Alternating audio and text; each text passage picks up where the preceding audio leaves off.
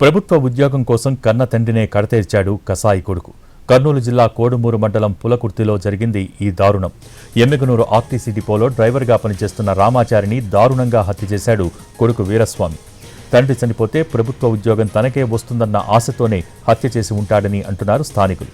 నిత్యం తండ్రితో గొడవపడే వీరస్వామి రామాచారిని గుంటుగా పలుగుతో కొట్టి చంపేశాడు.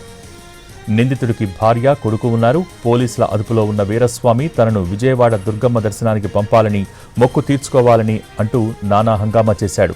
పోలీసులు కేసు దర్యాప్తు చేస్తున్నారు. కుటుంబ కలహాలు, ఆస్తి తగాదాలు మానవ సంబంధాలను మంటగలిపేస్తున్నాయి. కాకినాడ జిల్లా కరప మండలం ఉప్పలంక గ్రామంలోనూ దారుణం జరిగింది. తండ్రి సూర్యచంద్రను కొట్టి చంపేశాడు కొడుకు చంద్రశేఖర్. కుటుంబ కలహాలే హత్యకు కారణమంటున్నారు స్థానికులు. కుటుంబ కలహాలు, ఆస్తి తగాదాలు మానవ సంబంధాలను మంటగలుపుతున్నాయి. కాకినాడ జిల్లా కరప మండలం ఉప్పలంక గ్రామంలోనూ దారుణం జరిగింది. తండ్రి సూర్యచంద్రను కొట్టి చంపేశాడు కొడుకు చంద్రశేఖర్. కుటుంబ కలహాలే హత్యకు కారణమంటున్నారు స్థానికులు.